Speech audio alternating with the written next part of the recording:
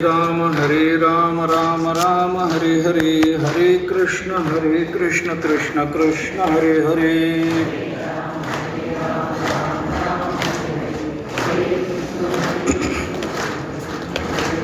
हरे राम राम राम हरे हरे, हरे कृष्ण कृष्ण कृष्ण हरे हरे.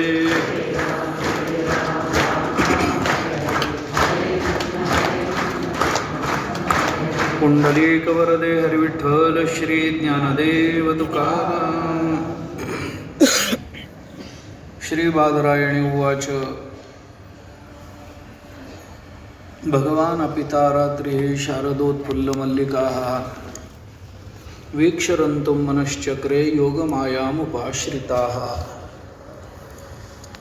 श्री सद्गुरू सेवा समितीच्या वतीनं आणि दिवाण परिवाराच्या वतीनं आयोजित या प्रवचनमालेच्या द्वितीय सत्राला आपण आरंभ करतो आहोत. श्रीमद भागवतातल्या रासक्रीडेचा विचार आपण कालपासून करतो आहोत. रासक्रीडा श्रीमद भागवताचा प्राण आहे.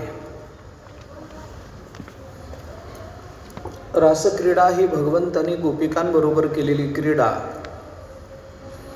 या क्रीडेला एक तात्विक वैचारिक अधिष्ठान आहे, तसे एक भावनिक भक्तीचं आणि श्रद्धेचंही याला अधिष्ठान आहे.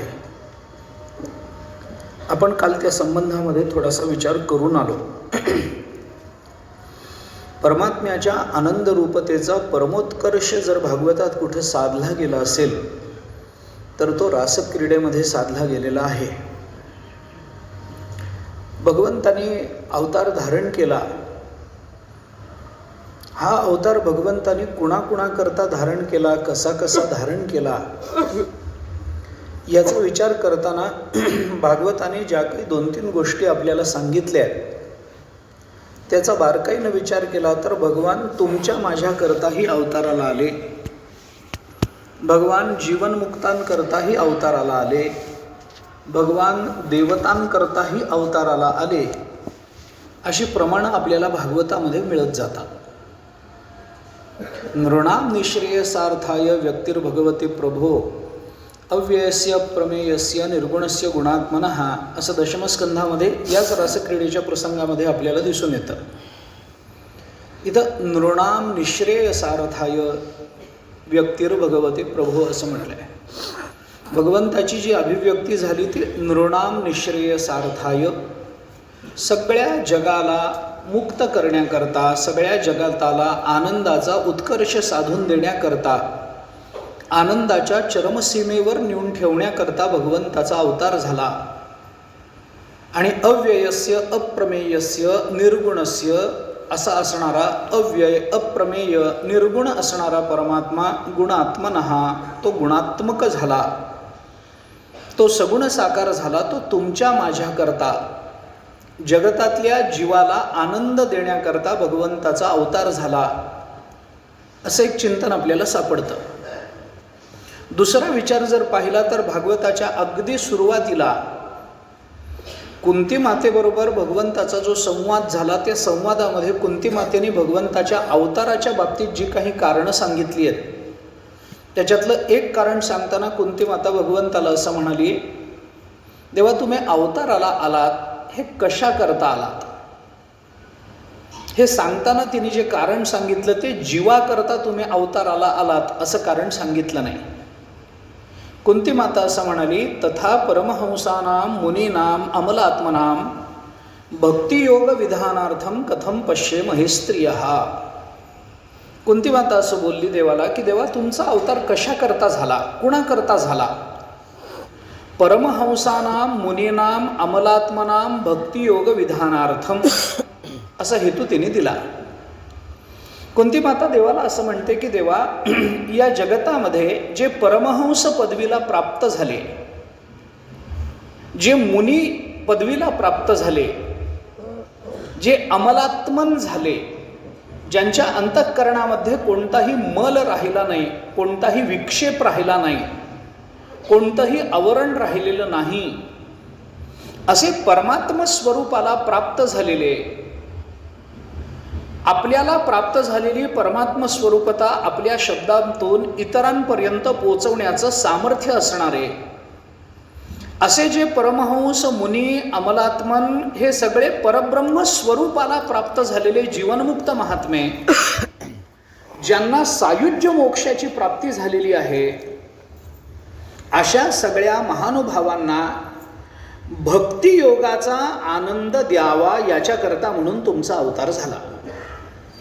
ते ज्ञानस्वरूपाला प्राप्त झाले ही गोष्ट खरी आहे. ते भगवत स्वरूप झाले म्हणजे ज्ञानस्वरूप झाले हे बरोबर आहे. पण नुसते ज्ञानस्वरूप होऊन उपयोग नाही. ज्ञानाला कुठेतरी भक्तीची जोड असली पाहिजे. ज्ञान आहे पण ज्ञानामध्ये नाही म्हटलं तरी थोडा रुक्षपणा आहे, कोरडेपणा आहे. जोपर्यंत त्या ज्ञानाला भक्तीचा ओलावा दिला जात नाही, जाणे भक्तीचा जिव्हाळा तोच दैवाचा पुतळा असं जे तुकोबाराय बोलतात, तो जिव्हाळा म्हणजे काय, तो ओलावाच आहे. आणि अशा ज्ञानानंतर ती भक्ती निर्माण झाली पाहिजे. स्वरूपाच्या प्राप्तीनंतर भक्ती निर्माण होते. मधुसूदन सरस्वतीने भक्ती रसायनामध्ये भागवतातल्या नारदांचं चरित्र डोळ्यासमोर ठेवून अंतःकरणामध्ये भक्तिप्रेम निर्माण होण्याच्या काय पायऱ्या असू शकतात याचं चिंतन केलंय. कोणत्या कोणत्या टप्प्यातून आपल्याला पुढं जावं लागतं, कोणत्या भूमिकेतून आपल्याला पुढं जावं लागतं. नारदांनी व्यासांना जेव्हा आपलं चरित्र सांगितलं भागवतामध्ये, तेव्हा त्या चरित्राचा संकोच करून, पण ते चरित्र डोळ्यासमोर ठेवून त्या चरित्राचा संकोच करून मधुसूदन सरस्वतीने भक्तिरसायनामध्ये अंतःकरणामध्ये भक्तिप्रेम, भगवंताच्या संबंधानं भक्तिप्रेम निर्माण होण्याकरता कोणकोणत्या अवस्थेतून जावं लागतं याचा विचार आपल्याला सांगितला. जवळजवळ 11 पायऱ्यांचा विचार आहे. प्रथमं महतां सेवा तद्दया पात्रता ततः श्रद्धाथ तेषां धर्मेषु ततो हरिगुणश्रुती ततो रति अंकुरोत्पत्ती स्वरूपाधिगतिस्ततः. मी सगळाच विचार आपल्याला विस्तारानं सांगणार नाही, कारणही नाही आता आपल्याला त्याचा विचार करण्याचं. पण स्वरूपाधिगतिस्ततः, त्याला स्वरूपाची प्राप्ती ही महत्वाची म्हणून सांगितली आहे. ततो रती अंकुरोत्पत्ती, आधी भगवंताच्या बद्दलची रती, तिचा अंकुर निर्माण होतो, त्याच्यातून स्वरूपाधिगती प्राप्त होते. स्वरूपाची अधिगती म्हणजे भगवंताचं स्वरूप त्याची जाणीव होते. आणि मग त्यानंतर प्रेमवृद्धी परानंदे तस्याथ स्फुरणम ततः, भगवंताचं कायम स्फुरण त्या भक्ताला व्हायला लागतं. भगवंताच्या ज्ञानाची यथार्थता तो अनुभवायला लागतो. आणि अशी यथार्थता अनुभवता अनुभवता मग भगवत धर्मनिष्ठा स्यात् अत स्वस्मिन् तद्गुणशालिता, मग प्रेमणो अथ परमाकाष्ठा उदिता भक्तिभूमिका. आणि अशी परमात्म स्वरूपता प्राप्त झाल्यानंतर मग अशा पद्धतीनं ही भक्तिभूमिका भगवंताच्या संबंधानं अंतःकरणामध्ये निर्माण होते. ज्ञानानंतरच्या भक्तीचा विचार मधुसूदन सरस्वतींनी नारदांचा विचार करून आपल्या समोर ठेवला, जो ज्ञानेश्वर महाराजांनी ज्ञानेश्वरीच्या 15व्या अध्यायामध्ये आपल्याला मांडून दिला. की आपल्याला आपल्याला ज्ञान प्राप्त झाल्यानंतर केली गेलेली भक्ती, याच भक्तीला वेदांत शास्त्रामध्ये, संत वाङ्मयामध्ये, भक्तिशास्त्रामध्ये भक्ती म्हटलं गेलेलं आहे. ज्ञानपूर्व अवस्थेतली भक्ती, ज्ञानस्वरूपातली भक्ती आणि ज्ञानोत्तर प्रेमलक्षणा भक्ती, अशा 3 टप्प्यामध्ये भक्तीचा विचार भक्तिशास्त्र करतं. एरवी तरी माझी या भजना उचित तोची अर्जुना, गगन जैसे लिंगना गगनाचिया, 15.5 मिसळावे ते 15.5ची होवावे, तैसे मी होवोनी संभवे भक्ती माझी, माझी भक्ती मी होवोनी संभवे. हे जे 15व्या अध्यायाच्या शेवटी भगवान बोलून दाखवतात ज्ञानेश्वरीमध्ये, त्याच्यामध्ये मी होवोनी, माझ्या स्वरूपाला जे प्राप्त होतात त्याच्या नंतर भक्ती संभवते. आणि स्वरूपाच्या प्राप्तीनंतर भक्ती संभवणार असेल तर तशी भक्ती भगवत स्वरूप प्राप्त झालेल्या परमहंस मुनी अमलात्मन असणाऱ्या त्या महापुरुषांसाठी तशी भक्ती त्यांच्या अंतःकरणामध्ये निर्माण करता यावी याच्याकरता म्हणून देवा तुमचा अवतार झाला. हे कुंती माता बोलते. कारण थोडा विचार करण्यासारखी गोष्ट आहे. भक्तिशास्त्रामध्ये तर अनेक ठिकाणी अशी विधानं केलेली आपल्याला दिसून येतात की त्या विधानांमधून आपल्याला हे कळतं की भगवंताच्या स्वरूपाचं ज्ञान हे जरी मानवी जीवनाला उत्कर्ष साधून देणारं असलं, मानवी जीवनाचा परमोत्कर्ष साधून देणारं जरी असलं, तरी त्या ज्ञानाच्या पुढे असणारी जी भक्ती आहे ती भक्ती जोपर्यंत प्राप्त होत नाही तोपर्यंत खरा आनंद प्राप्त होणार नाही. त्या चंपू काव्यामध्ये एक सुंदर विचार आला. क्लेशे क्रमात पंचविधे क्षयं गते यत् ब्रह्मसौख्यम स्वयं अस्फुरत परम. आता त्याचा विचार विस्तारानं करावा लागेल. क्लेशे क्रमात पंचविधे गतम. पंचक्लेश मानले गेले, अविद्या, अस्मिता, रागद्वेष आणि अभिनिवेश. हे जेव्हा क्रमानं निवृत्त होत जातात, क्लेशाचा पातंजल योगसूत्रातला विचार आहे. अविद्या, अस्मिता, राग, द्वेष आणि अभिनिवेश हे 5 क्लेश आहेत, दुःख आहे. या क्लेशाचा विचार अविद्येपासून अभिनिवेशापर्यंत जरी सांगितला गेलेला असला तरी या क्लेशाची निवृत्ती करताना मात्र उलट्या क्रमानं जावं लागतं. आधी अभिनिवेश जातो, मग अस्मिता जाते.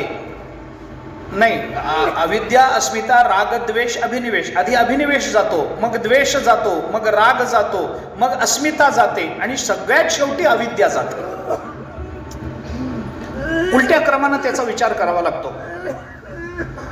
आपण वेदांताचा थोडासा विचार केला तर हे लक्षात येईल. क्लेशे क्रमात पंचविधे क्षयं गते यत्. त्याच्याने काय होतं, हे जेव्हा असं क्रमानं निवृत्त होत जातं, यत् ब्रह्मसौख्यम स्वयं अस्फुरत परम.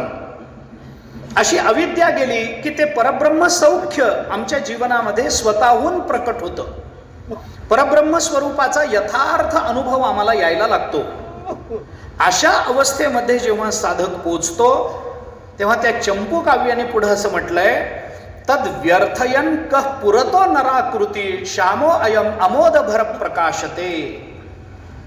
आणि अशा ब्रह्मसौख्यामध्ये राहणारा तो महात्मा परब्रह्म स्वरूपाचा यथार्थ अनुभव आणि परब्रह्म स्वरूपाचा यथार्थ ज्ञान अनुभवत असताना सुद्धा अशी एक श्यामल मूर्ती, एक सावळी मूर्ती अशी मनुष्याच्या आकारामध्ये अशी कशी प्रकट झाली की त्या दर्शनामध्ये हे सगळं ज्ञान व्यर्थ वाटायला लागलेलं आहे.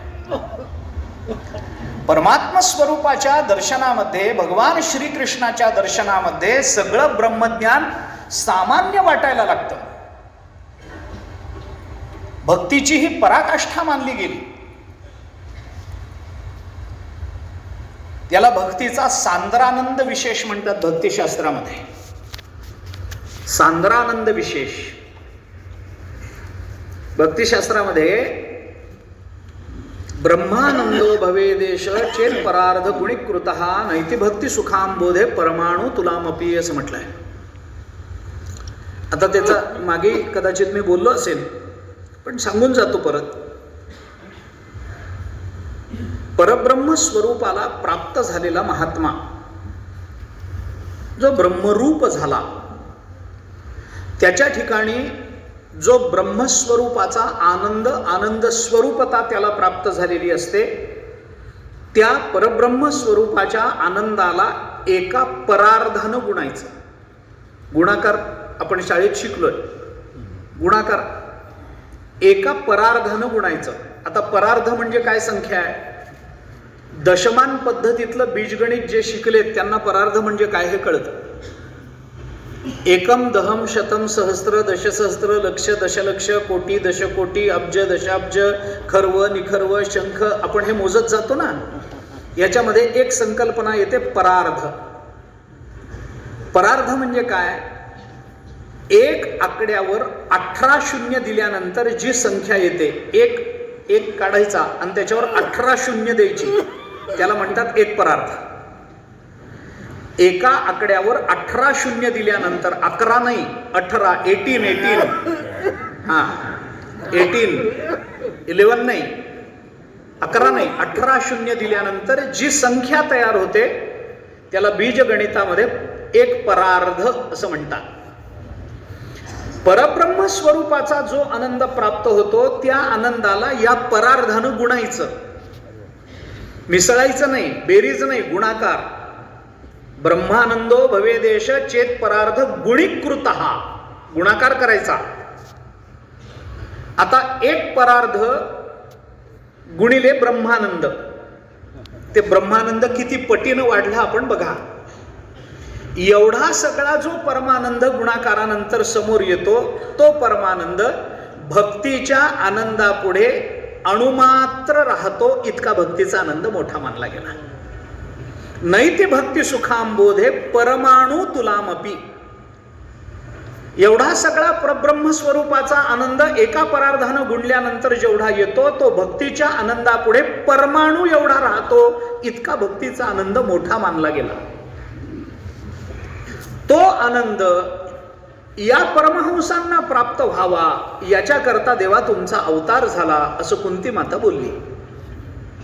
म्हणजे भगवान अवताराला आले नृणाम निःश्रेयसार्थाय. परमात्मा अवताराला आले परमहंसानाम मुनीनाम अमलात्मनाम.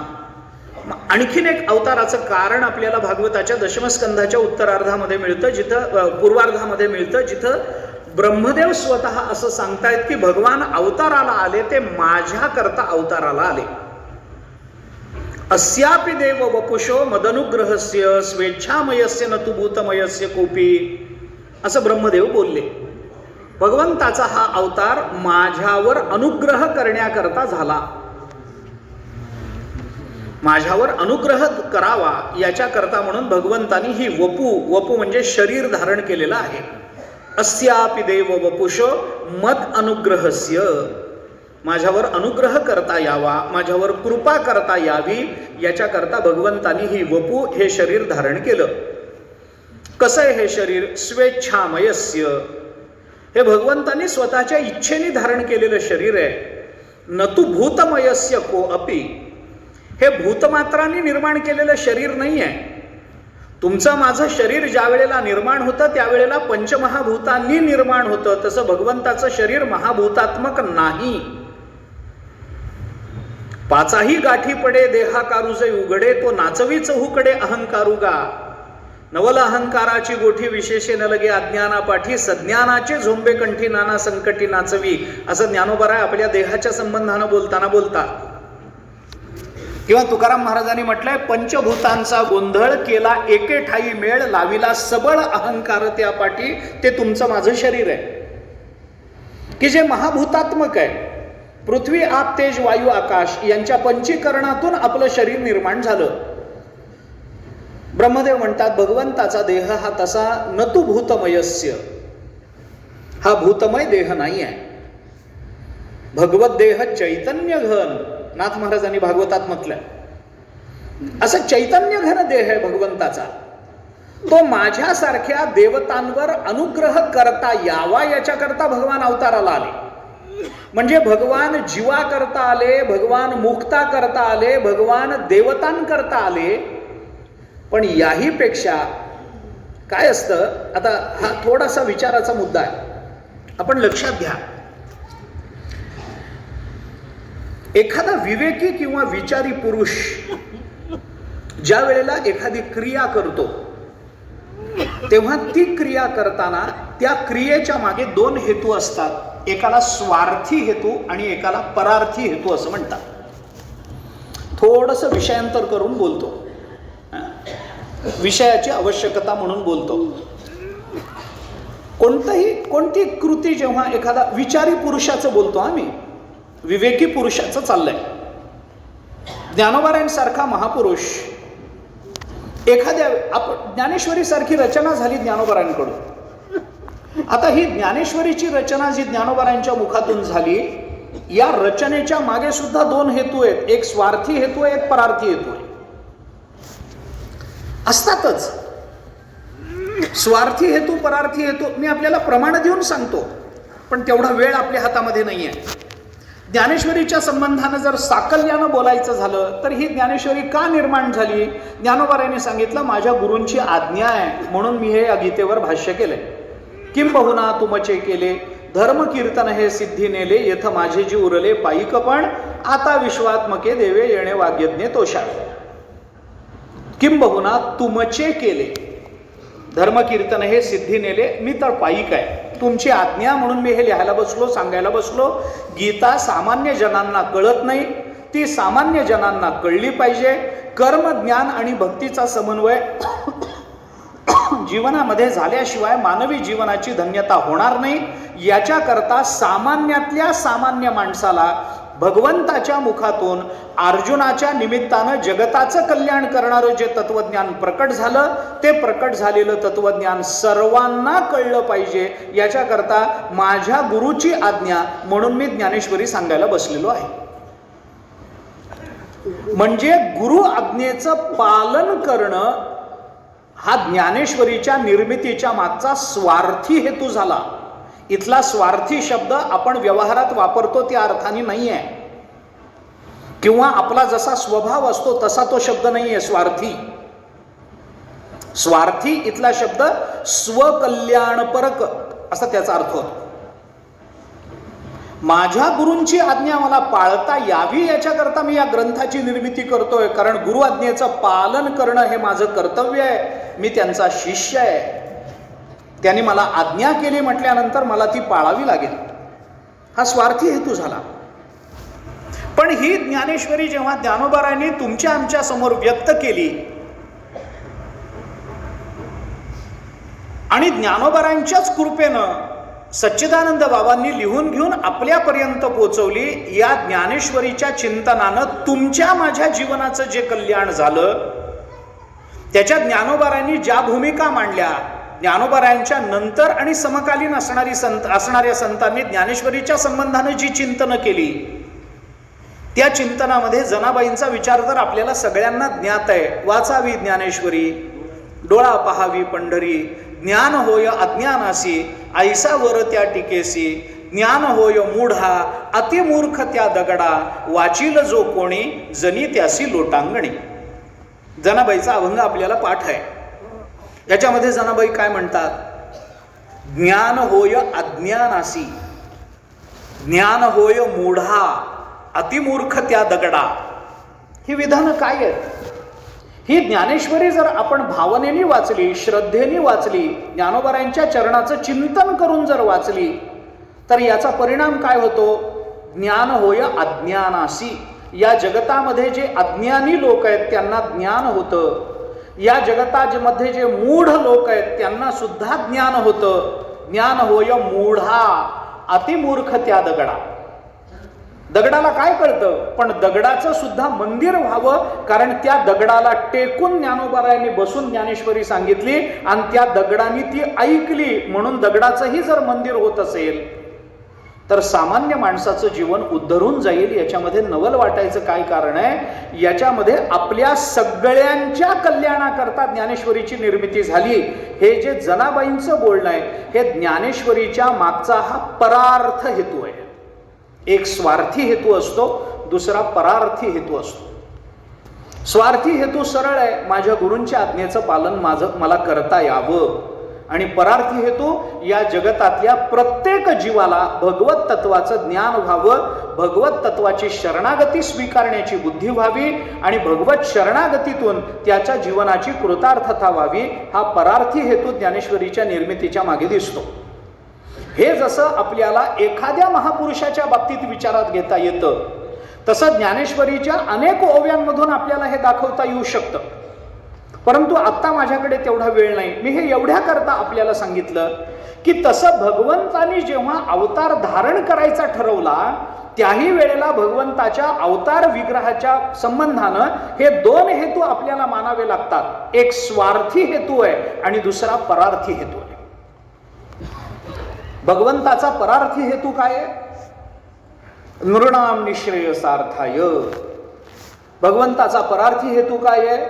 तथा परमहंसानाम मुनीनाम अमलात्मनाम. भगवंताचा परार्थी हेतू काय? अस्यापि देव वपुषो मदनुग्रहस्य. हे सगळे परार्थी हेतू आहे.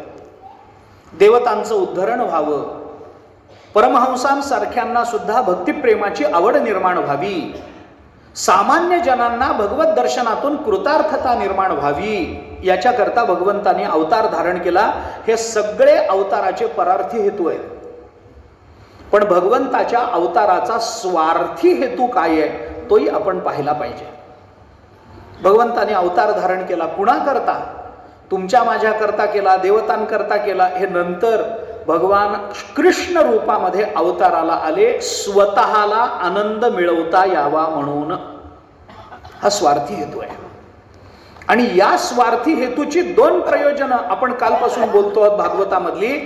काला करणं हा भगवंताचा स्वार्थी हेतू आहे आणि रासक्रीडा करणं भगवंताच्या अवताराचा हा स्वार्थी हेतू आहे. भगवान कशाकरता अवताराला आले? भगवान अवताराला आले तुमच्या माझ्याकरता, मान्य आहे. पण भगवान अवताराला आले स्वतःच्या आनंदाकरता. भगवान जेवढा काळ गोकुळामध्ये राहिले तेवढाच काळ भगवंताच्या अवताराचा स्वार्थी हेतू म्हणून आपल्याला डोळ्यासमोर ठेवता येतो. गोपाळांचं सुख सख्य भावानं भोगता यावं, गोपिकांचं सुख कांतासक्तीनं भोगता यावं, गोपिका आणि गोपाळ यांच्याकडून माधुर्य रसाचं सेवन करता यावं, नंद यशोदा यांच्याकडून वात्सल्य रसाचं सेवन करता यावं, याच्याकरता म्हणून भगवान स्वतः अवताराला आले. भगवंताच्या अवताराचा स्वार्थी हेतू एवढाच आहे की आपल्या अत्यंत अंतरंग भक्ताकडून प्रेमाची प्राप्ती करून घेण्याकरता भगवान कृष्ण रूपात अवताराला आले. आणि ह्या स्वार्थी हेतूची सिद्धी आपल्याला विशेषत्वानं दिसते ती रासक्रीडेमध्ये दिसते.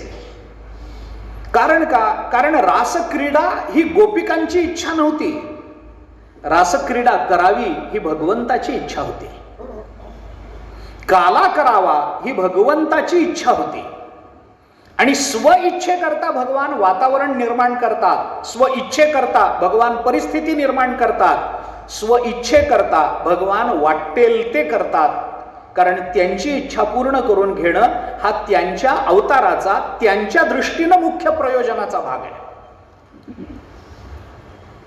ऐका, थोडंसं म्हणून मी म्हटलं की थोडा विलंब लागेल, पण हे महत्वाचं आहे. भगवंताने ठरवलं आपण रास क्रीडा करायची. भगवंताने ठरवलं काला करायचा. माझे आहे तैसे पाहे, नाहीतरी घरा जाये, चोरोनिया माये नवनीता आणावे. उद्या सगळ्यांनी माझ्यासारखी शिदोरी आणा. माझ्यासारखी शिदोरी आणा म्हणजे कशी आणा? मी जशी लोण्याची शिदोरी घेऊन येतो तशी आणा. आणि जर तशी आणू शकणार नसाल, नाहीतरी घरा जाय, तुम्ही घरी निघून जा, माझ्या काल्यामध्ये तुम्हाला स्थान नाही. जर तुम्हाला लोण्याची शिदोरी आणता येत नसेल, माझ्या काल्यामध्ये तुम्ही यायचं नाही. अहो, पण तो लोणी आई लपवून ठेवते. चोरोनिया माये, पण नवनीत आणावे. चोरी करा, आईपासून चोरी करा, पण नवनीतच आणा. शिदोरी आणायची तर लोण्याचीच आणा. त्याच्या लक्षणेने त्याचा अर्थ काय करायचा हा प्रश्न स्वतंत्र आहे. मी जशी शिदोरी आणतो तशी आणा असं त्याची लक्षणा केली जाते. ती लक्षित लक्षणा वगैरे वगैरे त्या संबंधानं पुष्कळ वेदांतामध्ये विचार आहे. नवनीत आणा, नवनीत आणा म्हणजे अंतःकरण विशुद्ध करून घेऊन या. अरे पण अंतःकरणामध्ये माया आहे ना. चोरोनिया माये, माये म्हणजे आईकडून चोरी करा नाही. माया ही माया जी जीवाचा घात करते, त्या मायेपासून अंतःकरण चोरून ठेवा. कारण ज्याला अंतःकरण आपलं इंद्रिय चोरून ठेवता येतात त्यालाच आत्मस्वरूपाची प्राप्ती होते, त्याचं सुख भोगता येतं. 6वा अध्याय ज्ञानेश्वरीचा सुरुवात काढा. ज्ञानोबराय बोलतात, आत्मप्रभा नीच नवी तेची करुणी ठाण दिवी, जो इंद्रियासी चोरोनी जेवी तयासीच फावे. ज्ञानोबरायांची भूमिका आहे. मायेपासून चोरी करा. मायेला मध्ये प्रवेश करू देऊ नका आणि ते अंतःकरण आणा. माझ्यासारखी शिदोरी आणा, म्हणजे मी माझी माया नावाची उपाधी बाजूला ठेवून केवल रूपानं येतो. तुम्ही तुमची अविद्या नावाची उपाधी ठेवून कूटस्थ रूपानं या. मग मी केवल आणि तुम्ही कूटस्थ असा काला आपल्याला करता येईल. तत्वदृष्टीने काल्याचा विचार केला तर. पण हे कुणाला करायचं होतं? हे भगवंताला करायचं होतं. याचा विस्तार खूप आहे. भगवंतानी गोपाळांचं रूप धारण केलंय. ते काल्याचा प्रसंग आपण बघून घ्या सगळा. भगवंतानी गोपाळांचं रूप धारण केलं. मला करायचा आहे हा काला, तुमच्यात येऊन करायचा आहे, माझ्या सुखाकरता, माझ्या आनंदाकरता, माझाच आनंद मला भोगता यावा याच्याकरता हे करायचं आहे. चिंतन करा. मला काला सांगायचाच नाही आहे, ते आम्ही रोजच सांगतोय कुठेतरी. तो विषय मला सांगायचा नाही. पण स्वार्थी हेतू भगवंताचा, मुख्य प्रयोजन भगवंताच्या दृष्टीने आपल्या गोपाळांचे प्रेम भोगावं एवढ्याकरता भगवान अवताराला आले. आणि गोपिकांचं प्रेम भोगावं याच्याकरता रासक्रीडा केली. रासक्रीडेमध्ये सुद्धा गोपिका म्हणाल्या नाहीत की देवा आपण रास करू. भगवंतानी बासरी वाजवली आणि मग गोपिका तिथं धावत आल्या. असंच वर्णन भागवतात आहे.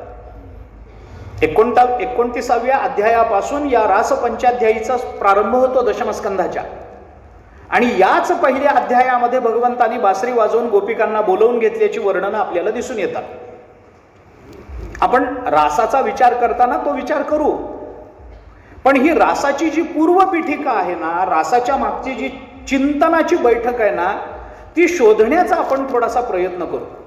मी काही असं खात्रीलायक सांगत नाही की हेच चिंतन बरोबर आहे. प्रयत्नच चालू आहे, माझाही प्रयत्न आहे. आपण विचार करा या गोष्टीचा. आत्मसुख भोगावं गोपिकांच्या माध्यमातून, गोपाळांच्या माध्यमातून भोगावं याच्याकरता काला झाला, याच्याकरता रासक्रीडा झाली.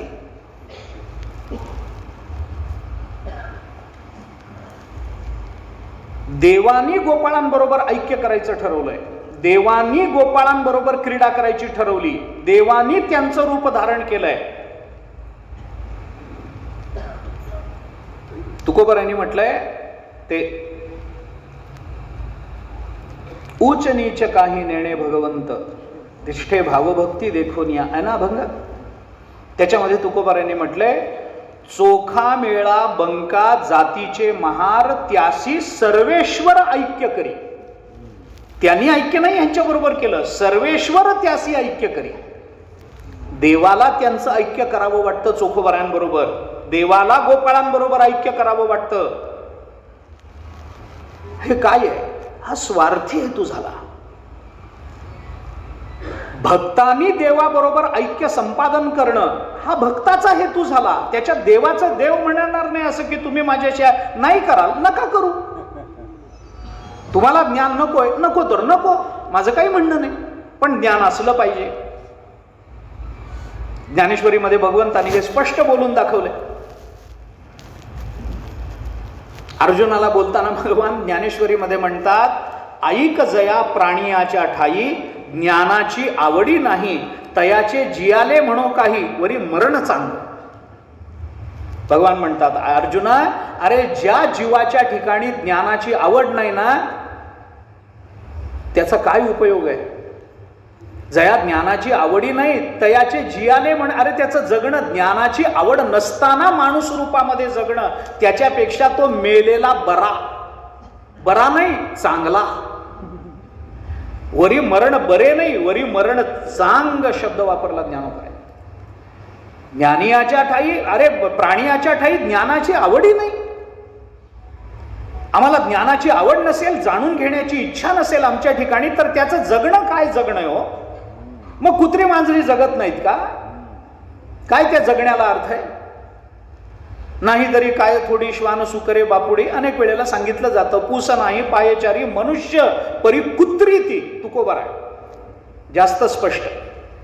फक्त त्याला 4 पाय आणि 1 शेपूट नाही म्हणून कुत्र म्हणायचं नाही, एवढंच आहे. तर काही जाणावंसच वाटत नाही असं जर माणसाच्या ठिकाणी होत असेल, हा जाणीवेचे विषय काय असावेत याबद्दल कदाचित मतभेद असू शकतात, मी नाकारत नाही, याबद्दल मतभेद मान्य आहे. आमच्या जाणीवेचे विषय काय असावेत मतभेद मान्य, पण जाणीवाच नाही आहेत मग तो माणूस म्हणण्याच्या योग्यतेचा नाही. ज्ञानोबा म्हणतात तो मेलेला बरा. तयाचे जियाले म्हणून काही वरी मरणचा, मेलेला बरा. कशा करता मी आपल्याला हे सांगतो, माझा मुद्दा कुठे आपण लक्षात घ्या. भगवंताचा स्वार्थी हेतू, भगवंताला वाटलं त्यांच्याशी ऐक्य करावं. भगवान गोपाळ रूपामध्ये जसे प्राप्त झाले तसे रास क्रीडेमध्ये सुद्धा भगवंताच्या इच्छेने भगवंताने बासरी वाजवली आणि गोपिकांना बोलवून घेतलं. त्या गोपिका आल्या, नंतर काय झालं कसं झालं याचा विचार अनेक वेळेला केला जातो. आपल्यालाही थोडासा पुढे उद्या करायचाच आहे. उद्या करू, आज करू, कधीतरी तो विषय येईलच समोर, येणं भागच आहे. मला याची कल्पना आहे. मी हे सगळे आजच्या दुसऱ्या सत्रात मी जे बोलतोय ना त्याकडे तुमचं कितपत लक्ष आहे मला माहिती नाही, कारण मला याची कल्पना आहे की तुम्ही बाप मुलाचं भांडण जे काल अर्धवट ठेवलं होतं ते ऐकायला आलं, याची मला पूर्ण कल्पना आहे. कारण अहो असंच असतं, आजही ते होईल का नाही मला माहिती नाही. या मध्ये मध्ये जाहिराती फार येतात हो.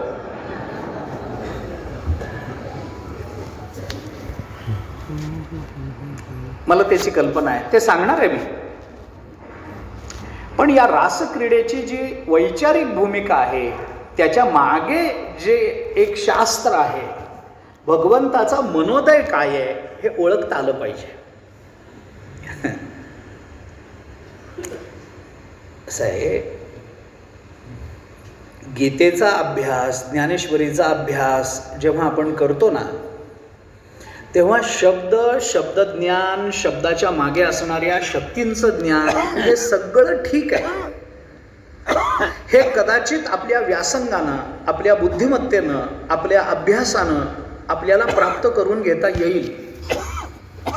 पण गीतेचे शब्द कळाले, शब्दावर व्याख्यान करता आलं, शब्द सोडवता आला, शब्द मांडता आला म्हणजे गीता कळते असं नाही आहे. गीतेचं चिंतन करताना गीतेच्या शब्दापेक्षा गीतेचे शब्द ज्या भगवंताच्या मुखातून प्राप्त झालेले आहेत त्या भगवंताचा तो शब्द उच्चारण्याच्या मागचा मनोदय ओळखणं हे जास्त महत्वाचं असतं.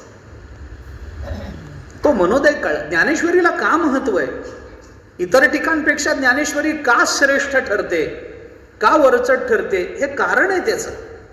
मला इतर टीका कमी आहेत असं नाही म्हणायचं, तुलना तर मुळीच करायची नाही, पण ज्ञानेश्वरीचं वैलक्षण्य मला आपल्यासमोर ठेवायचं आहे. कारण ज्ञानोबारांना निवृत्तीनाथ महाराजांनी सांगितलंय, देवाचे मनोगत तू आमच्यापर्यंत आणतोयस, तू देवाचे शब्द आमच्यापर्यंत आणत नाहीयेस, देवाचं मनोगत सांगतोयस. रासक्रीडेच्या मागे, रासक्रीडेमध्ये भगवंतानी क्रिया काय केली, त्या क्रियेचे अर्थ काय होतात, त्या क्रिया योग्य की अयोग्य, त्याला काम म्हणायचं की म्हणायचं नाही, याच्यावर तात्विक चर्चा पुष्कळ होईल, त्याच्यावर पुष्कळ तर्क मांडले जातील, पुष्कळ उहापोह होईल. पण हे सगळं करण्याच्या मागे भगवंताचा मनोदय काय आहे, हेतू काय आहे, हे पहिल्यांदा लक्षात घेतलं पाहिजे. म्हणून हे थोडंसं स्पष्ट बोललो. ही जी रासक्रीडा आहे, या रासक्रीडेचा आपण थोडासा बारकाईनं जर विचार केला, रास म्हणजे काय, रासाचा अर्थ काय होतो, मी पुढे त्या श्लोकांना प्रारंभ करताना ते सांगतो. रास शब्द रस शब्दापासून सिद्ध झाला. रास म्हणजे काय, रास म्हणजे रसच आहे. रस एव रासहा, रसानाम समूहो रासहा. रस शब्दाची व्युत्पत्ती आपण कशी करू बघा ना. रस शब्दापासून रास शब्द आहे, आणि रस म्हणजे काय, रस रस्यत इति रस, जे आम्हाला आनंद देतो त्याला रस असं म्हणतात. आणि आनंद देणारा रस कोण आहे, म्हणून उपनिषदाने परमात्म्यालाच रस म्हटलं. रसो वै सहा रस ह्येवायम लब्ध्वा आनंदी भवती, उपनिषदाचं वचन आहे. रसो वै सहा, तोच रस आहे, तो 6 म्हणजे परमात्मा. तो परमात्मा हाच रस. रसही एव अयम लब्ध्वा आनंदी भवती. हा परमात्मा ज्याला प्राप्त होतो तो आनंदी होतो. हा रस ज्याला प्राप्त होतो. म्हणून तुकोबारायांनी काल्याच्या संबंधामध्ये म्हटलं, हा रस आनंदाचा घोष करा हरिनामाचा, कोण हा दैवाचा भाग पावे येथील. तुकोबारायांची वचन आहे. अरे हा आनंदाचा रस सगळ्यांना मिळत नाही. कोण हा दैवाचा, असा कोण दैववान आहे. बरं, सगळा रस कुणालाच मिळत नाही. कोण हा दैवाचा भाग पावे येथील, ज्याला इथल्या आनंदाचा भाग मिळाला, अंश मिळाला, असा कोण दैववान आहे हे तुकोबाराय बोलतात. मग ज्याला भाग मिळाला तो दैववान तुकोबारायांच्या दृष्टीने असेल, तर ज्यांना परमात्माच या रूपानं मिळाला त्यांच्या दैवाची काय व्याख्या करावी. आपण फक्त कल्पना करू शकतो कैमुत्तिक न्यायानं. म्हणून ही भूमिका थोडीशी मांडतो. तिकडे येतो. रस एव रासहा, रसानाम समूह रासहा. हे करताना आपल्याला त्या गोपिकांच्या भगवंताच्या शब्दातून त्याचा विचार करता येईल. पण या रासक्रीडेचा विचार करत असताना या रासक्रीडेमध्ये भगवंताच्या अनेक लीला प्रकट झाल्या. अनेक लीला प्रकट झाल्या. या अनेक लीला प्रकट होणं म्हणजे काय. मोठ्यांची एखादी क्रिया सामान्यांना जीवनाच्या दृष्टीनं खूप काही देत असते. एक सुभाषित आता मला पटकन आठवत नाहीये, पण त्याचा भाव आठवला म्हणून सांगतो. हत्ती जेव्हा जेवण करतो ना, तेव्हा जेवता जेवता हत्तीच्या घासातला थोडा अंश जरी बाजूला पडला ना, तर त्याच्यावर मुंग्यांची कुळच्या कुळं जगत राहतात. असं असतं ते. हत्तीच्या मुखातून खाता खाता थोडंसं अन्न जर बाहेर पडलं तर तेवढ्याच पडलेल्या अन्नावर मुंग्यांची कुळं जगतात. तसं भगवंताची एखादी सहज क्रिया असते, पण भक्ताचं जीवन त्याच्याने उद्धरून जातं. अनेक भक्त त्याच्यातून उद्धरून जातात. त्याला म्हणतात लीला. लीला शब्दाचा अर्थ सहजता. लीला म्हणजे सहज केलेली क्रिया. जया भक्तीची येतुली प्राप्ती, जे कैवल्या ते परवते सरमणती, जयाचे लीले माझी नीती जी आली दिसे. ज्ञानोबर आहे. लीले माझी, लीला म्हणजे मराठीमध्ये आपण शब्द लीलया असा शब्द वापरतो की नाही. एखादी क्रिया लीलया केली. लीलया केली म्हणजे काय, सहज केली. आणि सहज क्रियेला लीला म्हणतात. ब्रह्मसूत्रामध्ये लोकवत्तु लीला कैवल्यम असं एक सूत्र आलं. लोकवत्तु लीला, यातल्या लीला शब्दाचा अर्थ करताना आचार्यांनी भाष्यामध्ये असाच अर्थ केला की ज्याच्यामध्ये विशेष असा काही संकल्प नसतो. जेवता जेवता थोडंसं अन्न बाहेर पडणं, याच्यामध्ये काही संकल्प असतो काय माणसाचा? नसतो ना. पडतं, हत्तीचंही पडतं, माणसाचंही पडतं. ज्या माणसाला नीट जेवायची सवय नसते, जेवता जेवता सगळं राड करतात पानाच्या भोवती. जाऊ द्या, त्यांच्याबद्दल बोलण्यात काही तात्पर्य नाही आहे. पण अन्न पडतं की नाही, त्याच्याकरता कोणी संकल्प करतं काय? हत्ती काय म्हणतो काय, मुंग्यांनी जगावं म्हणून मी हे करतो म्हणून सहज होतं त्याच्याकडून, सहज. आचार्याने त्याला उदाहरण दिलंय. आपल्या डोळ्याची पापणी जी खालीवर होते त्याच्याकरता तुम्ही कधी संकल्प केलाय का? डोळ्याची पापणी खाली करणं आणि वर करणं याच्यामध्ये कष्ट आहेत का? याच्या मागे काही विचार आहे का? नाही. ती आमच्याकडून घडणारी एक नैसर्गिक आणि स्वाभाविक क्रिया आहे. त्या क्रियेच्या मागे कष्ट नाहीत, त्या क्रियेच्या मागे फारसा विचार नाही, त्या क्रियेच्या मागे संकल्प नाही आहे. मग अशी जी क्रिया असते तिला म्हणतात लीला. डोळ्याची पापणी खाली होऊन वर होणं, खाली झाली वर झाली, होते ना डोळ्याची, म्हणजे जागा असणाऱ्यांबद्दल सांगतो. खालीवर होते ना, याच्याकरता काही कष्ट नसतात. विनासायास विना संकल्प अशी मोठ्यांकडून जेव्हा एखादी क्रिया घडते, मोठ्यांकडून, त्याला ज्ञानोबरायच पाहिजेत. ज्ञानोबरायांनी भिंतीला चल म्हटलं आणि भिंत चालली. याच्या मागे संकल्प काय? काय ज्ञानोबरायांनी आधी काही संकल्प करून पाणी सोडलं होतं की भिंतीला चालवण्याचं मी आता संकल्प करतो आहे भिंतीने असं काही झालं? ते सहज म्हणाले भिंतीला चल म्हटलं की भिंत चालली.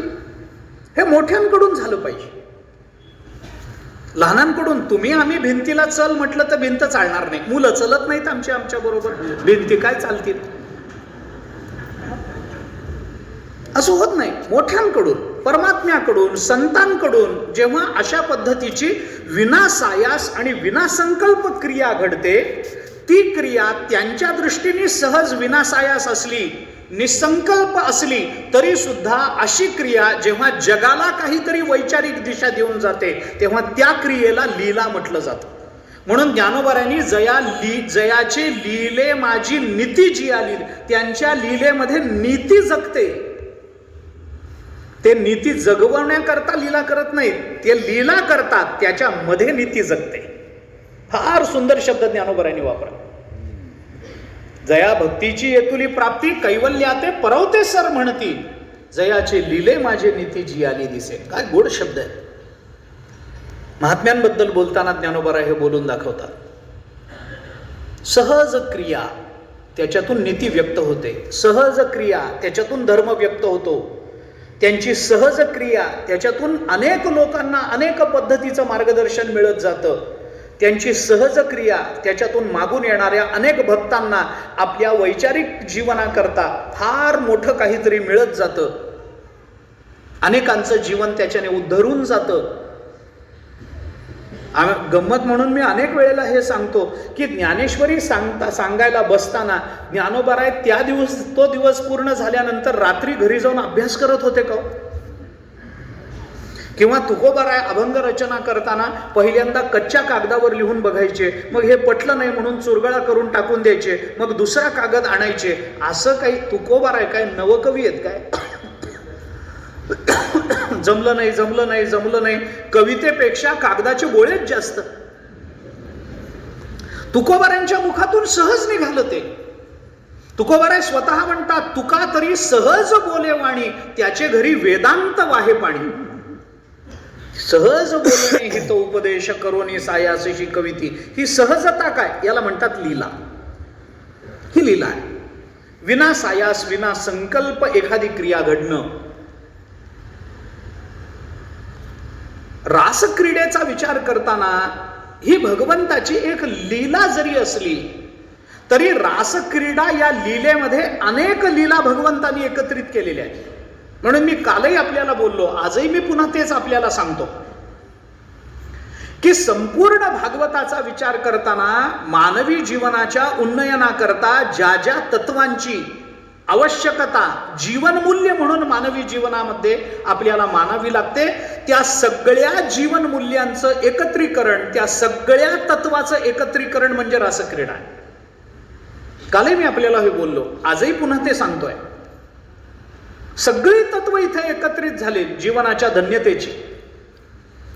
जसं सगळ्या गीतेचं सार सांगताना यत्र योगेश्वर कृष्ण यत्र पार्थो धनुर्धरहा हे आलं, तत्र श्रीर विजयो भूतीर ध्रुवा नीतीर मतीर मम. याच्यात सगळी गीता जशी सामावून गेली. गीता नाही, ज्ञानोबराय तर म्हणतात सगळं महाभारत सामावलं गेलं. एवं भारताचा अवाका अणोनी श्लोका एका संजये कुरुनायका दिधला हाती, असं ज्ञानोबरायांनी संजयाचं कौतुक केलंय ज्ञानेश्वरीच्या शेवटी.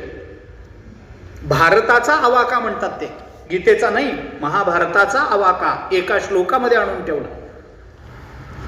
1.25 लाख श्लोकाचं महाभारत आहे किंवा लाख श्लोकाचं, ज्ञानोबरायांनी दोन्ही म्हटलंय. 1 लाख श्लोकांचा सार एका अनुष्टुप छंदातल्या श्लोकामध्ये. अनुष्टुप छंदामध्ये 32 अक्षर असतात. 8 अक्षराचे 4 विभाग होतात आणि त्या छंदामधल्या 1.25 लाख श्लोक आहेत, ते 32 अक्षरामध्ये एकत्रित आणायचे आहेत. आणले ना संजयानी.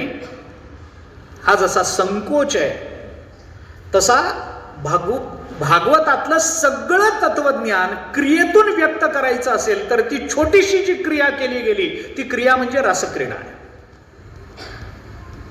त्याच्यात अंतरंग विचार खूप आहेत, आता सांगत नाही. पण भगवंतानी ही एक लीला जी केली, या लीलेमध्ये अनेक लीला एकत्रित आणल्या. आकर्षण लीला याच्यातच आहे, या भगवंताच्या लीला आहे. कुणाला तरी आकर्षित करण्याकरता भगवान काही करत नाहीत. भगवान जे करतात त्याच्याने जगत आकर्षित होऊन जातं. लक्षात घ्या. कुणाला तरी आकर्षित करावं याच्याकरता आपल्याला काही करावं लागतं. हालचाल करावी लागते, काहीतरी वेडेवाकडं नाटक करावं लागतं, वेड्यासारखं वागावं लागतं, म्हणजे लोक बघतात. असंच आहे ना. घटम भिंद्यात पटम छिंद्यात कुर्यात रासवरोहणम येन केन प्रकारेण प्रसिद्ध पुरुषो भवेत. असंच आहे ना. तुम्हाला प्रसिद्ध व्हायचंय ना, काही करू नका. काय करा? घटम भिंद्यात पटम छिंद्यात एवढं करा. प्रसिद्ध व्हायचंय ना, मग काही करू नका. घरातली मडकी रस्त्यावर आणून फोडा, अंगावरचे कपडे फाडून टाका, गाढवावर उलट बसा, लगेच प्रसिद्धी. त्याला काय असतं? त्या आठवलं म्हणून सांगतो. मी बाप मुलाकडे येणार आहे. हा, वेळ लागेल थोडासा, पण येणार नक्की आहे. कारण स्वारस्य त्याच्यात आहे.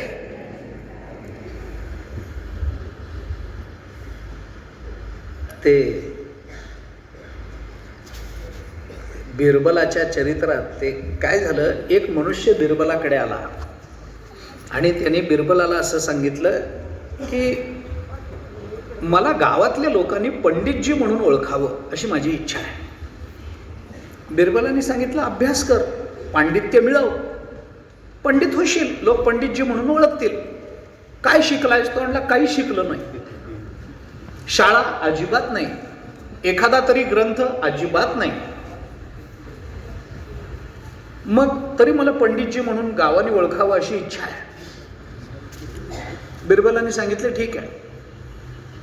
उगी थोडक्यात गंमत म्हणून सांगतो. बिरबलाने त्याला सांगितलं एक काम कर, उद्या दुपारच्या वेळेला 3-4 वाजता माझ्या घरी ये, तुला पंडित करून टाकतो. तो म्हणलं नुसतं घरी येणे काही करू नको, तू नुसता घरी ये, मी पंडितजी बनवतो तुला. बर, दुपारच्या वेळेला, दुसऱ्या दिवशी दुपारच्या वेळेला 3-4 वाजता तो मनुष्य बिरबलाच्या घरी गेला. बिरबलाने त्याला बसवलं, थोडासा घराच्या बाहेर येऊन अंदाज घेतला आणि बिरबल घरात येऊन म्हणाला निश्चित तुम्ही पंडितजी व्हाल, शाश्वती आहे, खात्री देतो. तो म्हणाला असं कसं, मला काही शिकवणार? काही शिकवत नाही, पण तुम्ही पंडितजी व्हाल. कसं हो? बिरबल म्हणाला काही नाही, आता तुम्ही इथून निघा. झालं.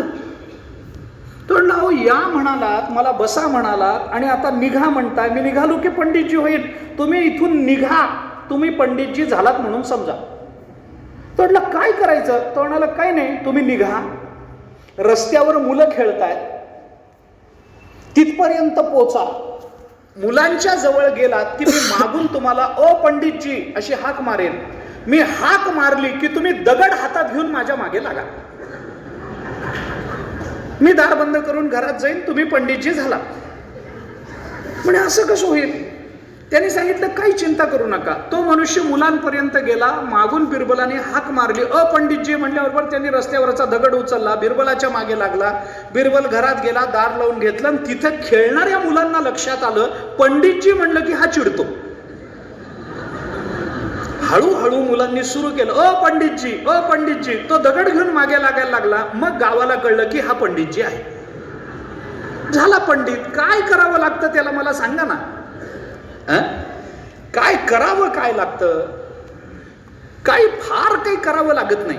आकर्षण आपलं, मी कशा करता बोलतोय, भगवंताच्या रासलीलेमध्ये आकर्षण लीला आहे, भगवंताच्या रासलीलेमध्ये अनुसंधान लीला आहे, भगवंताच्या रासलीलेमध्ये एक नाही प्रेम प्रकाशन लीला आहे, भगवंताच्या रासलीलेमध्ये अंतर्धान लीला आहे, भगवंताच्या रासलीलेमध्ये प्राकट्य लीला आहे, भगवंताच्या रासलीलेमध्ये विरह लीला आहे, भगवंताच्या रासलीलेमध्ये मिलन लीला आहे.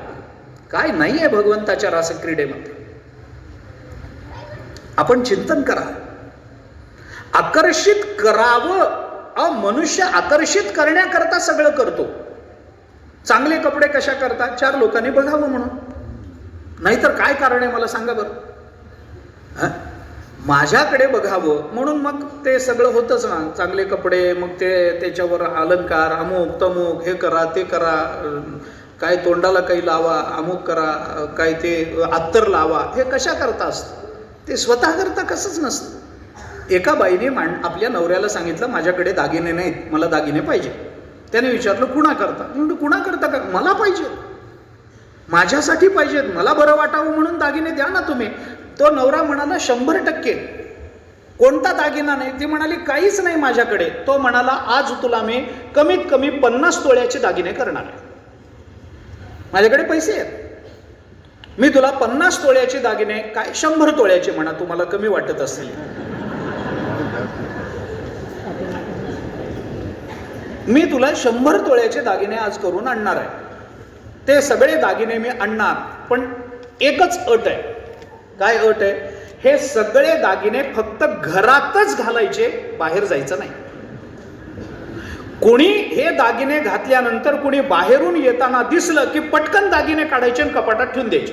ती म्हणाली कोणी बघणारच नसेल तर दागिने काय जाळायचे? मग कुणा करता दागिने? ही आकर्षण लीला आली कुठून? कुणा करता दागिने असतात? कुणा करता आम्ही चांगले कपडे परिधान करतो? देवा करता का लोकांकरता? गोपिकांचं वर्णन करताना भगवंतांनी अर्जुनाला असं सांगितलंय भक्तिशास्त्रामध्ये, निजांगमपिया गोप्यो ममेते समुपासते ताभ्याम परम नमे किंचित निगूढ प्रेम भाजनम. अर्जुनाला गोपिकांबद्दल बोलताना भगवान हे बोललेत. मला विस्तार करायचा नाहीये. या श्लोकाच्या मागची जी भावभूमिका आणि प्रसंग भूमिका आहे ती मला सांगायची नाहीये. परंतु भगवंतांनी अर्जुनाला असं सांगितलं की अर्जुना, गोपिका ज्या भिन्न भिन्न रंगाचे कपडे धारण करत होत्या ना, ते त्यांना कपड्याची आवड आहे म्हणून नाही, भिन्न भिन्न रंगाने माझ्या डोळ्याला बरं वाटावं म्हणून. या गोपिका ज्या गळ्यामध्ये मंगळसूत्र धारण करत होत्या, कपाळाला कुंकू लावत होत्या ना, हे मंगळसूत्र धारण करणं हे सौभाग्याचं लक्षण नाही. कपाळाला कुंकू लावलं हे सौभाग्याचं लक्षण म्हणून नाही. कुंकू न लावलेलं कपाळ भगवंताला बघायला बरं वाटणार नाही म्हणून लावत होत्या. मोकळा गळा बरा दिसणार नाही म्हणून अलंकार धारण करत होत्या, मंगळसूत्र धारण करत होत्या. देवाच्या डोळ्याला दिसायला बरं वाटावं म्हणून रंगीबेरंगी कपडे धारण करत होत्या. त्यांना रंगाची कपड्याची आवड नव्हती. अर्जुना, आकर्षण लीला, आकर्षण निर्माण करणं म्हणजे काय आहे? भगवंताच्या या सगळ्या लीला इथे एकत्रित झालेल्या आहेत म्हणून मी आपल्याला हे बोलतो. भगवंतानी बासरी वाजवली. वीक्षरंतुम मनश्चक्रे योगमायामुपाश्रितः. या पहिल्या श्लोकामध्ये बघा ना, आपण रंतुम मनश्चक्रे असं म्हटलंय ना, ही आकर्षण लीला आहे.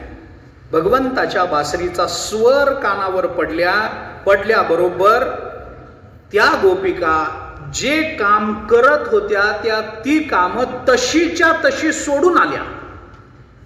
आपण पुढे बघू. ते कुणी सासू सासऱ्यांना वाढत होतं तसंच सोडून आल्या. कुणी स्वयंपाक करत होतं, तव्यावर भाकरी तशाच उठून आल्या. कुणी मुलांना स्तनपान करत होत्या तशाच बाहेर पडल्या, मुलांना तिथेच टाकलं. कुणी नवऱ्याला वाढत होत्या, नवरा तिथंच नेहमीप्रमाणे, त्या तशाच बाहेर पडल्या. चुकलं काय माझं? नाही, मनापासून हसला आपण म्हणून म्हटलं. काही चुकलं असेल तर सांगा.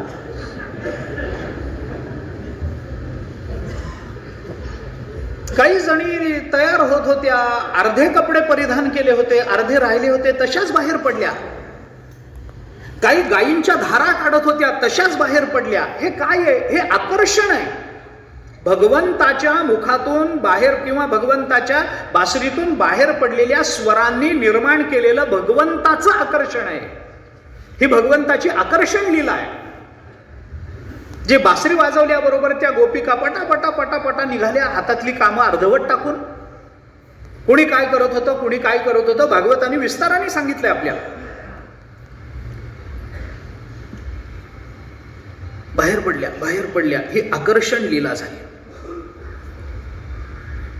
मग भगवंतांनी त्यांना जवळ, हे मी विस्ताराने सांगणार आहे, पण भगवंतांनी त्यांना जवळ बोलवलं. भगवंतांनी त्यांचं स्वागत केलं. स्वागतम वो महाभागा प्रियम किम करवाणी वा, हे सगळं झालं. आणि मग भगवंतांनी सांगितलं कशाला आलात? अरे तुम्ही बोलवलं कशाला? मी कुठं बोलवलं? मी बासरी वाजवली. इथं कशाला आलात? अरे आपला पती उपाशी आहे, त्याला वाढणं हे तुमचं कर्तव्य आहे. तुम्ही पतिपरायण असलं पाहिजे. पातिव्रत्य धर्म किती महत्वाचा आहे तुम्हाला कळत नाही का? घरातल्या वृद्धांची सेवा करणं किती महत्वाचं आहे तुम्हाला माहिती नाही का? बुद्धिमान वृद्ध सेवया महाभारतात आलं. त्या सनत सुजातीयामध्ये धृतराष्ट्राला उपदेश करताना ते सनत सुजातीय आले आणि त्यांची जी प्रश्नोत्तरं झाली त्याच्यामध्ये धृतराष्ट्राने असं विचारलंय की बुद्धिमान मनुष्य बुद्धिमान कशाने होतो? आणि त्याला एका वाक्यात उत्तर देताना सनत सुजातीयांनी सांगितलं, बुद्धिमान वृद्ध सेवया. घरातल्या वृद्धांची सेवा करण्याने माणसाला बुद्धी प्राप्त होत असते.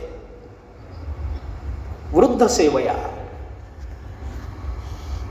वृद्धांची सेवा करता आली पाहिजे. आपण नारद महर्षींचं आता मधुसूदन सरस्वतींचं वचन बघितलं ना, भक्तिप्रेमाचा उदय होणार करण्यासाठी पहिली पायरी काय आहे? प्रथम महताम सेवा. ज्ञान पाहिजे ना, ज्ञानाचा कुरुठा तेथ सेवा हा दारवंठा. भागवताला विचारा आपण, सेवा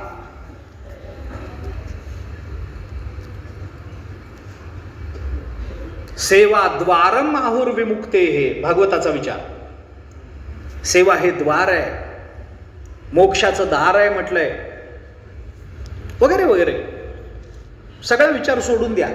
पण भगवंतानी त्यांना जवळ बोलवलं आणि जवळ बोलवून भगवंतानी त्यांना धर्माचा उपदेश केला की तुम्ही तुमच्या मुलांना स्तनपान करणं माता म्हणून तुमचा धर्म आहे. तुमचा नवरा दिवसभर काम करून आलेला असताना त्याला योग्य वेळेला जेवण देणं हा तुमचा धर्म आहे. घरातल्या वृद्ध माता पित्यांना सांभाळणं, त्यांना योग्य वेळेला अन्न योग्य प्रमाणामध्ये योग्य पद्धतीचं अन्न देणं हा सून म्हणून तुमचा धर्म आहे. गायींची धार काढणं हा तुमचा धर्म आहे. गो सेवा करणं हा तुमचा धर्म आहे.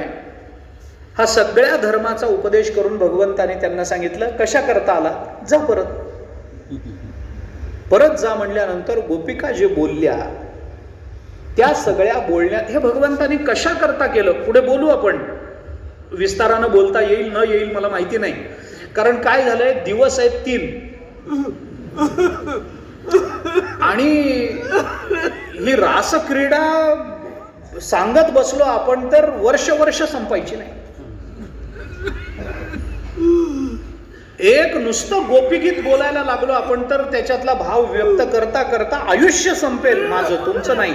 तुम्हाला दीर्घ आयुष्य लाभावं इतकं त्याच्यामध्ये सामर्थ्य आहे. आपल्याला आज उद्यामध्ये किती विस्तारानं बघता येईल, पण भूमिका तरी लक्षात घेतली पाहिजे. भगवंतानी धर्माचा उपदेश केला, परत जा म्हणून सांगितलं आणि गोपिका परत गेल्या नाहीत. हेही भगवंताच्या इच्छेने झालं.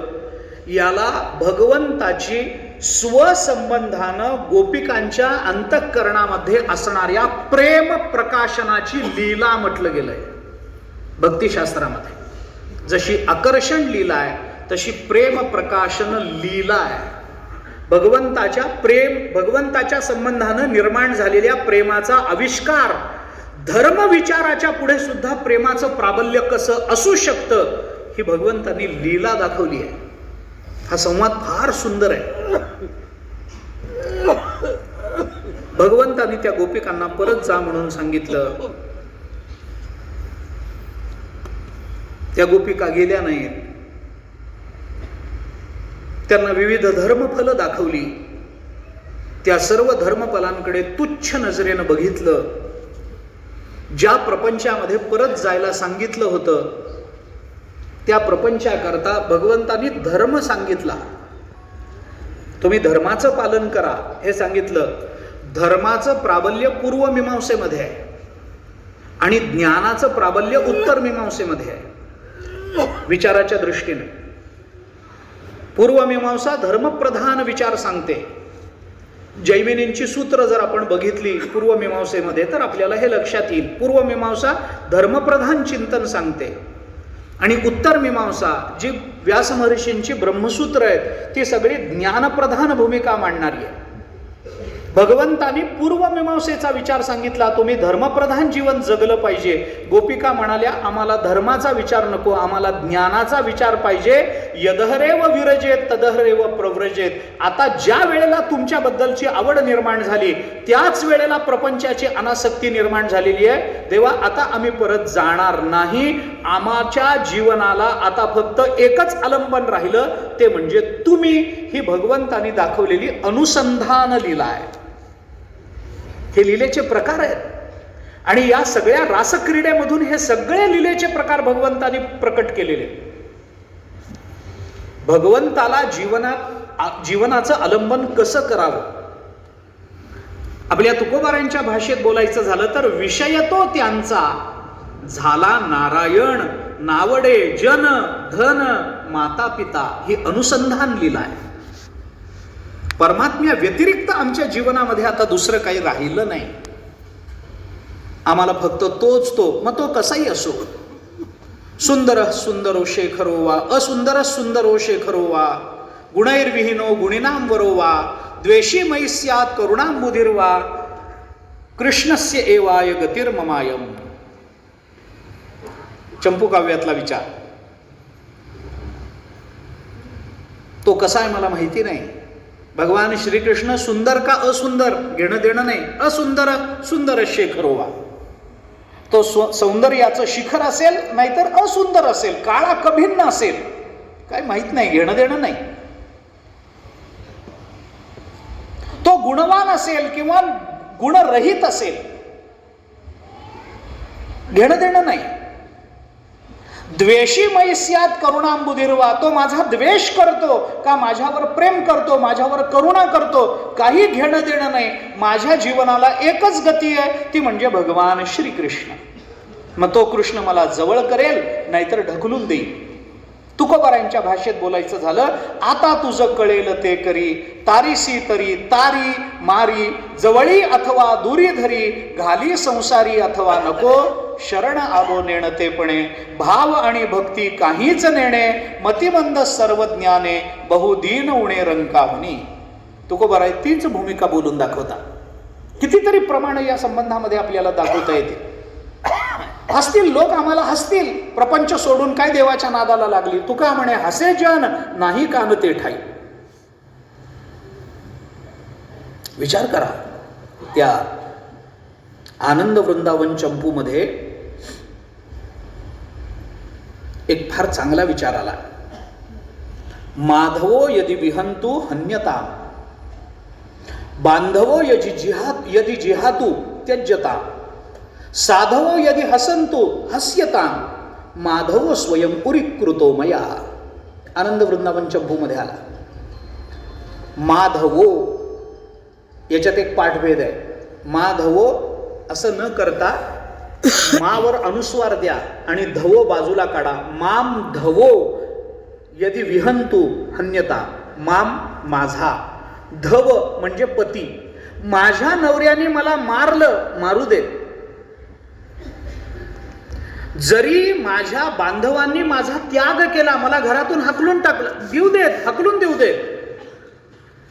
अरे येणारे जाणारे साधू मला हसले, हसू देत, पण मला एकच माहिती आहे, माझी गती म्हणजे भगवान श्रीकृष्ण आहे. तुका म्हणे हसे जन नाही कान ते ठाई. नाही, देवानी जरी मला मारलं, मारू देत, पण मी त्याचे पाय सोडणार नाही. वरी घाली गण परी मी न सोडी चरण. तुकोबाराय बोलतात. हे सगळं काय आहे? ही भगवंताची अनुसंधान लीला म्हणून प्रकट झाली. सगळंच मला सांगता येईल असं नाही, पण या लीला भगवंतानी त्याच्यामध्ये प्रकट केल्या. मग भगवंतानी गोपिकांबरोबर रास केलेला. त्या रासामध्ये गोपिकांच्या ठिकाणी अभिमान निर्माण झाला आणि तो अभिमान सहन न झाल्यामुळे भगवान त्या गोपिकांमधून अंतर्धान पावले. वाटेल त्या वेळेला कोणत्याही परिस्थितीमध्ये भगवान अंतर्धान पाहू शकतात. ही भगवंताची अंतर्धान लीला आहे. अंतर्धान पावले म्हणजे कुठे गेले? ते कुठे जात नाही, ते सगळीकडे. कुठे जातील? जाऊन जाऊन जातील कुठे भगवान? अरे एक व्यापक परब्रह्म जर आपण मानलं, अणुरणियान महत्व महियान या सूत्राला अनुसरून, या उपनिषद वचनाला अनुसरून सगळीकडे एक परमात्मा भरून राहिला. जगताच्या आत बाहेर मी आहे, 7व्या अध्यायामध्ये भगवान बोलून दाखवतात. सुवर्णाचे मणी केले ते सोनियाचे सुती ओविले, तैसे जगम्या धरिले सबाई अभ्यंतरी. हे ज्ञानेश्वरीमध्ये बोलून दाखवतात भगवान. मग ते भगवान जातील कुठं? ते तिथेच असतात. पण आपल्या अंतःकरणातल्या आपल्या विचारांना परमात्मा सोडून अन्य आलंबनांचा वास जरी लागला तरी भगवान आपल्या डोळ्याला दिसत नाहीत. ही आपल्या अभिमानाचं हरण करणारी भगवंताची अंतर्धान लीला असते. अशा अनेक लीला भगवंतानी, प्राकट्य लीला भगवान प्रकट झाले. तासामावीरभूत शौरी स्वयमान मुखांबुजहा पीतांबर धरस्त्रग्वी साक्षान मन्मथ मन्मथः. गोपीगीताचा शेवट. गोपिका रडल्या. इति गोप्य प्रगायन्त्यः प्रलपन्त्यश्च चित्रधा रुरुदुःसुस्वरं राजन कृष्ण दर्शन लालसा. शुकाचार्य बोलतात. गोपीगीताचा शेवट बघा आपण. रुरुदु सुस्वरम राजन. भगवान शुकाचार्य परीक्षिती राजाला सांगतात, राजा या गोपिका कशा रडल्या? रुरुदु, पण कशा? सुस्वरम. गोपिकांचं रडणं सुद्धा स्वरात आहे. स्वरात कसं रडतात माहित नाही, म्हणजे करून दाखवलं असतं नाही तर मी. पण रडताना जर स्वराचं भान असेल तर ते रडणं काय खरं हो? स्वराचं भान असतं काय रडताना? पण भगवंता करता उच्चारलेलं रडणं असेल अथवा भगवंता करता उच्चारलेली शिवी असेल, ती भगवंताला सुस्वरच जाणवते. हे लक्षात घेतलं पाहिजे, कारण ती भगवंता करता आहे. म्हणून तुकाराम महाराजांनी सांगितलं, आम्हाला काही कळत नाही पण येईल तैसा बोल रामकृष्ण. जसं येईल तसं रामकृष्ण हरी म्हणू आम्ही. हा, लावणी मृदंग श्रुती टाळ घोष शेऊ ब्रह्मरस आवडीने हे आहेच आहे. पण आम्हाला श्रुती कळत नसेल, वीणा कसा लावायचा कळत नसेल, स्वर ज्ञान नसेल, काळी 4 काळी 5 काळी 2 पांढरी 3 काय प्रकार आहेत कुणाला माहिती काय येते. आम्ही त्या क्षेत्रातले नसू तरी सुद्धा आम्ही जसं तोंडाला येईल तसं रामकृष्ण हरी म्हणू. देवाला तेही आवडेल, कारण ते देवा करता असेल तर ते सुस्वर होतं. देवा करता आम्ही जे जे करू ते ते सगळं सु या विशेषणाने युक्त होऊन जातं. जेवण शिळ आहे का खारट आहे का फार गोड आहे का फार कडू आहे माहिती नाही. जर आम्ही देवा करता जेवणार असू तर ते सुस्वाद्य होतं. आम्ही देवा करता बोलणार असू तर ते सुस्वर होतं. आम्ही जर देवा करता जाणून घेणार असू तर ते सुगम्य होतं. रुरुदु सुस्वरम राजन कृष्ण दर्शन लालसाहा. कारण कृष्ण दर्शनाच्या लालसेने त्या रडल्या म्हणून ते सुस्वर झालं. त्याचे अनेक अर्थ आहेत.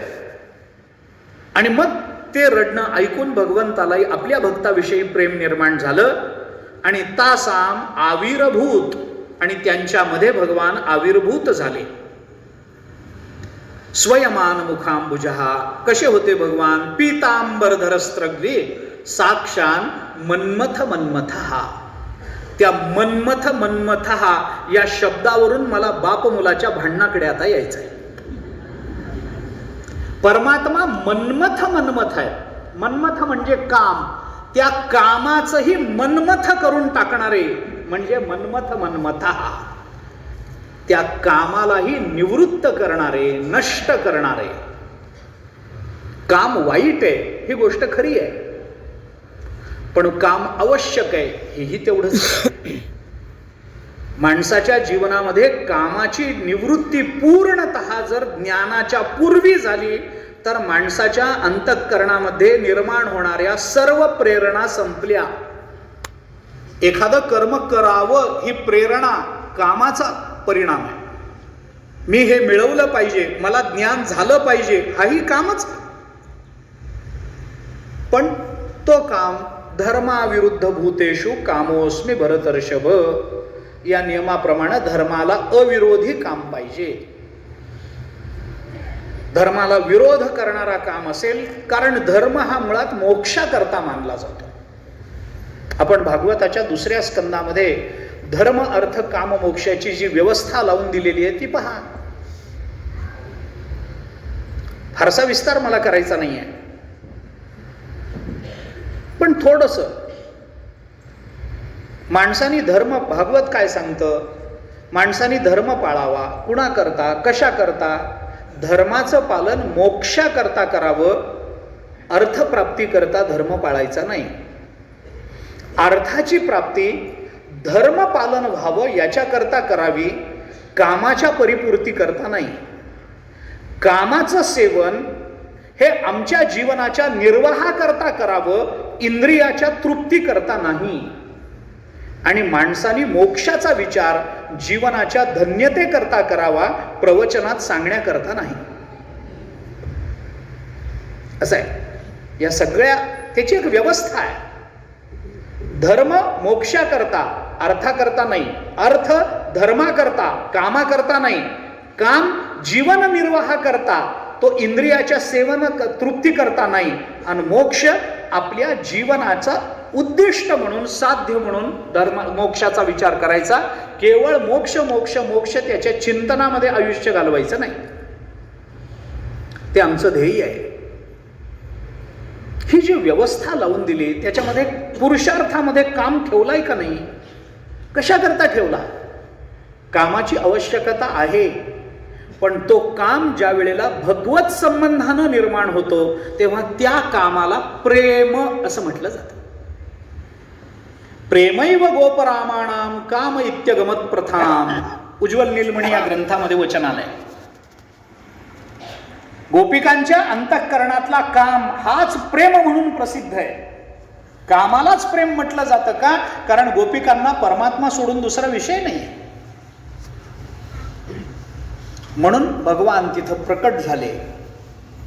कारण गोपिका कृष्ण दर्शन लालसेनी सुस्वर रडल्या आणि तासाम आविर्भूत शौरी स्वयमान मुखांबुजहा. अतिशय प्रसन्न वदनाचे भगवान स्मित हास्य करत त्या सगळ्या गोपिकांमध्ये आविर्भूत झाले.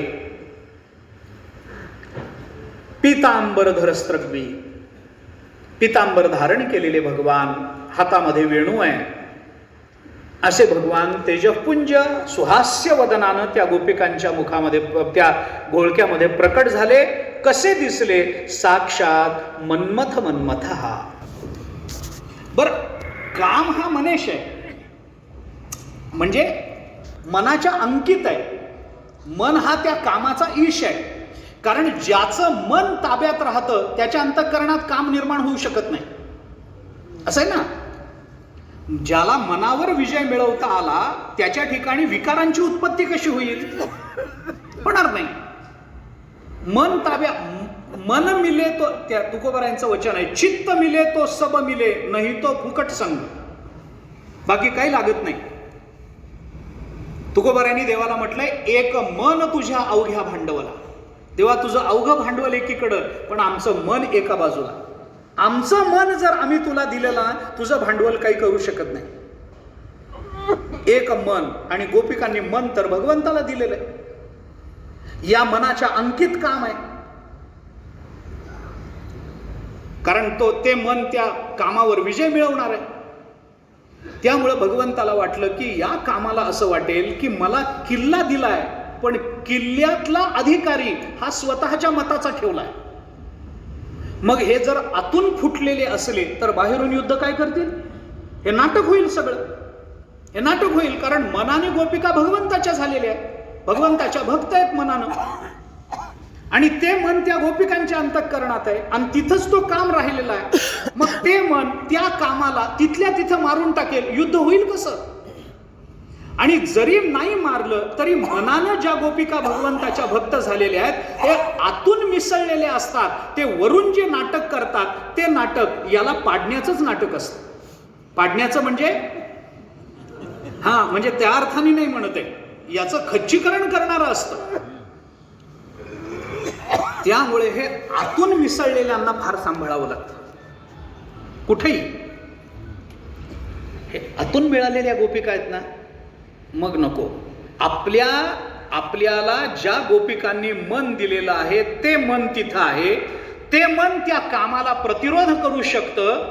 हे ओळखून भगवंताने बासरी वाजवली आणि त्या बासरीचा स्वर कानावर पडल्याबरोबर भगवंतानी त्या सगळ्या गोपिकांची मनं पहिल्यांदा आपल्याकडे काढून घेतली आणि कामाला सांगितलं, आता सगळं रान तुला मोकळंय, तू माझ्याबरोबर युद्ध कर. केवढा विचार भगवंतानी केला, कसलं युद्ध आहे हे. काल कामाला अनुकूल आहे, स्थळ कामाला अनुकूल आहे, रात्र कामाला अनुकूल आहे, पौर्णिमा कामाला अनुकूल आहे, सुगंध कामाला अनुकूल आहे.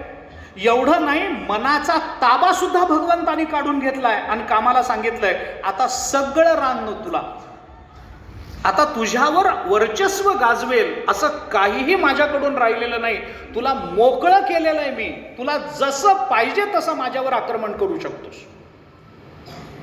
आणि मग जेव्हा त्या कामाने आक्रमण करायला सुरुवात केली आणि त्या आक्रमणाला भगवंतानी जे प्रत्युत्तर दिलं त्याला रासक्रीडा असं म्हणतात.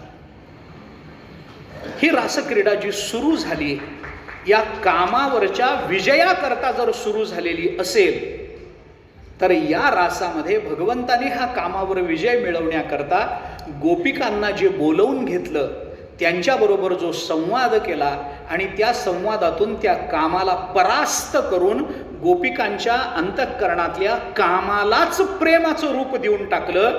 आणि त्या प्रेमाचा आविष्कार जर गोपी गीता नंतर झालेल्या रासातून व्यक्त होत असेल तर ही रासक्रीडा ही अनेक अंगाने महत्त्वाची ठरते. या रासाचा जो प्रारंभ झाला तो भगवंताच्या वेणुवादनातून झाला. हे भगवंताचं जे वेणुवादन झालं त्याच्यातून गोपिकांचं चित्ताकर्षण जे झालं, त्या चित्ताकर्षणामध्ये भगवंताने त्याच्यानंतर रास केला. हा रास म्हणजे भगवंताने व्यक्त केलेला रस आहे. हा रस म्हणजे अर्थातच रस, आपण आता मगाशी बोललो त्या पद्धतीनं हा रास म्हणजे रसानाम समूह रास, हा रसांचा समूह आहे. आणि आपल्याकडे साहित्यामध्ये नवरस मानले, खरे 8च, पण 9वा रस मानला गेला. काव्यप्रकाशामध्ये मम्मटांनी 9वा रस शांतरस म्हणून मानलाय, पण 8 रसाचं प्राबल्य साहित्यिक मानतात.